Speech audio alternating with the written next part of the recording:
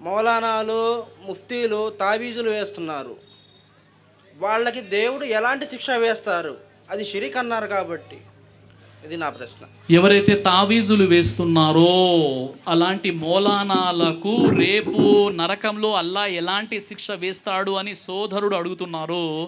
నేనేమంటున్నానంటే, ఎవరైతే మౌలానాలు తావీజులు వేస్తున్నారో వారు సంస్కరించుకొని వారు చేసినటువంటి పనులు వదిలేసి అల్లా సుబ్హానహు వ తఆలా వారికి స్వర్గాన్ని ప్రసాదించుగాకని నేను దువా చేస్తున్నాను. ఎందుకంటే మనిషి తెలిసి తెలియకుండా ఏదైనా తప్పు చేస్తాడు, వెంటనే అతన్ని నరకంలో తోసేసి ఆ డోర్ని క్లోజ్ చేయకూడదు. మనిషి ఏదో తెలిసి తెలియకుండా తప్పు చేస్తాడు, ఆ తప్పు చేసినటువంటి వ్యక్తిని నరకంలో వేసేసి లాకేసి మనం అక్కీని జోబులు పెట్టుకొని వచ్చేస్తున్నాం. అలాంటి పనులు చేయకూడదు. అయితే నిజంగా తావీజ్ అంటే ఏంటండి? తావీజ్ అంటే అరబీలో తమీమా అనేటటువంటి వర్డ్ అనమాట. అంటే భద్రపరుచుట, రక్షణ అని అర్థాలు వస్తాయన్నమాట. నిజంగా మన రక్షణ, మన యొక్క భద్రత ఎవరు అంటే సృష్టికర్త అయినటువంటి అల్లాహ్ సుబ్హానహు వ తఆలా. ప్రవక్త ముహమ్మద్ సల్లల్లాహు అలైహి వసల్లం వారి యొక్క మనవళ్ళు ఇమాం హుసేన్ హసన్కి కూడా అనారోగ్యంగా ఉన్నప్పుడు ప్రవక్త వారు తావీజు వేయలేదు, దర్గాల దగ్గర తీసుకెళ్ళలేదు, నౌజు బిల్లాహి మిన్ జాలిక్. అలాగే సహబా రదియల్లాహు అజ్మాయిన్ కూడా జ్వరం వచ్చినప్పుడు వారు కూడా తావీజులు వేసుకోలేదు. ఈ తావీజ్ యొక్క కల్చర్ అనేది ఇండియా, పాకిస్తాన్, ఆఫ్ఘనిస్తాన్లో మనకు కనిపిస్తుంది, బంగ్లాదేశ్లో కూడా ఉంది. కానీ మీకు ఇతర అరబు దేశాలు ఎక్కడ కూడా ఈ తావీజ్ యొక్క సిస్టమ్ అంతగా ఉండదు.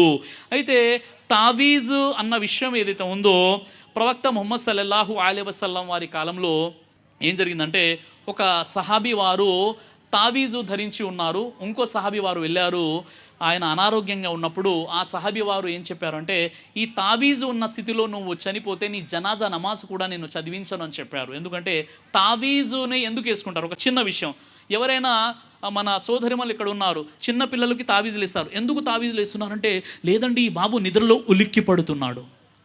ఉలిక్కి పడడానికి తావీజ్కి అసలు సంబంధమే ఉండదు. మరో విషయం, ఒక యువతికి తావీజ్ వేసేసారు. ఎందుకమ్మా తావీజ్ వేశారంటే, 27 సంవత్సరాల వయసు వచ్చేసింది, పెళ్ళి అవ్వట్లేదు, అందుకే తావీజ్ వేసాము అంటే, ఆ తావీజ్ వేయడానికి ఆ వరుడు దొరకడానికి ఏదైనా సంబంధం ఉందా? ఏ సంబంధం కూడా ఉండదు. ఒక వ్యక్తి ఒక షాపుకి కొన్ని తావీజులు ఏదో కట్టేసుకున్నాడు, గుమ్మడికాయలు పెట్టేసుకున్నాడు, ఎందుకంటే బిజినెస్ బాగా రన్ అవ్వట్లేదు. అంటే నీ ఆలోచన ఏంటి? ఈ గుమ్మడికాయలు, ఈ తావీజులు కట్టుకున్నట్లయితే నా వ్యాపారం జరుగుతుందని. ఇవన్నీ కూడా షిర్క్ అంటారు. షిర్క్ అంటే సృష్టికర్త అయినటువంటి అల్లా యొక్క హక్కులలో, అధికారాలలో, సామర్థ్యాలలో, గుణగణాలలో ఇతరులను భాగస్వామ్యంగా చేయడము. చూడండి, ప్రవక్త ముహమ్మద్ సల్లల్లాహు అలైహి వసల్లం ఏం చెప్పారు? ఖురాన్లో ఏముందంటే, ఈ జీవితం ఒక పరీక్ష. మనకు ఈ జీవితం అనేది ఒక పరీక్ష. ఇందులో మనకు అనారోగ్యం వస్తుంది, సమస్యలు వస్తాయి, ఇబ్బందులు వస్తాయి, బిజినెస్ లాస్ అయిపోతుంది, భార్యాభర్తల మధ్య గొడవలు జరుగుతాయి, రోజు ఏదో ఒకటి జరుగుతుంటుంది. అలా అని ఎన్ని తావీసులు వేసుకుంటారు, ఎన్ని నిమ్మకాయలు మంత్రించుకుంటారు, ఎన్ని గుమ్మడికాయలు కట్టుకుంటారు? ఇవన్నీ కూడా ఇస్లాంలో లేనటువంటి దురాచారాలు, ఇతరుల నుండి వచ్చినటువంటివి. కాబట్టి మనం అల్లాపై భరోసా కలిగి ఉండాలి. సహబా రదియల్లాహు అజ్మాయిన్ వారి యొక్క జీవితంలో అనేక కష్టాలు కలిగి ఉన్నప్పుడు కూడా వారు అల్లాపై భరోసా, తవక్కల్ కలిగి ఉన్నారు. వమా యుమిను అక్సరుహుం బిల్లాహి ఇల్లా వహుం ముష్రికూన్ అని అల్లాహ్ సుబ్హానహు వ తఆలా ఖురాన్ ఆయతలో తెలియజేశాడు. అంటే సూరే యూసుఫ్ నంబర్ 12 ఆయత నంబర్ 100, వారిలో ఎంతమంది లేరు అల్లాను విశ్వసించిన వారు, అయినప్పటికీ వారు షిర్క్ చేస్తున్నారు. ముస్లింలను ఉద్దేశించి అల్లాహ్ అంటున్నాడు, ఎంతోమంది అల్లానైతే నమ్ముకున్నారు, అయినప్పటికీ షిర్క్ చేస్తున్నారు. షిర్క్ అంటే ఏంటి? అల్లాహ్ సంతానం ఇచ్చేవాడు, ఫలానా బాబా దగ్గరికి వెళ్ళిపోయినా సంతానం కలుగుతుందంటే షిర్క్, ధర్మం నుండి వైదొలిగిపోయినట్లే. మళ్ళీ కలిమా చదువుకోవాలి, లా ఇలాహా ఇల్లల్లాహ్ ముహమ్మదు రసూలుల్లాహ్.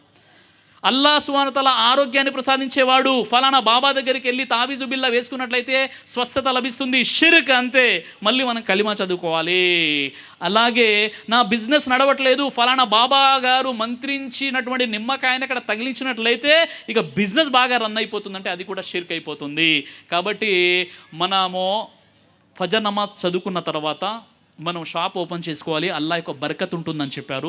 మీరు బిజినెస్ చేసేటప్పుడు మోసం చేయకండి, అబద్ధ ప్రమాణాలు చేయకండి, కల్తీ చేయకండి, అల్లా మీకు బరకత్ ఇస్తాడు అల్హమ్దులిల్లా. కాబట్టి అల్లా సుబ్హానహు వ తఆలా ఎవరైతే ఇలా తావీజులు వేస్తున్నారో వారికి హిదాయత్ ఇవ్వుగాక, వారిని తమను తాము సంస్కరించుకునే సద్బుద్ధిని ప్రసాదించుగాక. ఆమీన్. దైవ ప్రవక్త ముహమ్మద్ సల్లల్లాహు అలైహి వసల్లం వారు తెలియజేశారు, కడుపుకు సంబంధించినటువంటి అన్ని రకాల వ్యాధులకు అద్భుతమైనటువంటి ఔషధం తల్బీనా.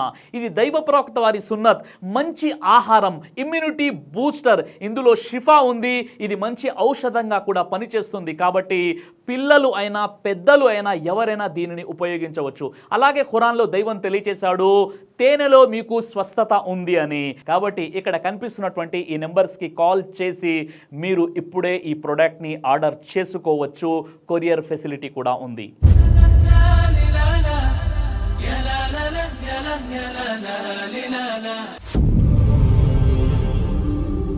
బ్రదర్ సిరాజ్ అని యూట్యూబ్ ఛానల్ని మీరు సబ్స్క్రైబ్ చేసినట్లయితే ఇన్షాల్లా దేవచిత్తం అయితే మీకు వీడియోస్ వస్తుంటాయి. అదేవిధంగా బ్రదర్ సిరాజ్ అనేటటువంటి ఫేస్బుక్ని కూడా లైక్ చేయడం వల్ల మీకు వీడియోస్ వస్తుంటాయి.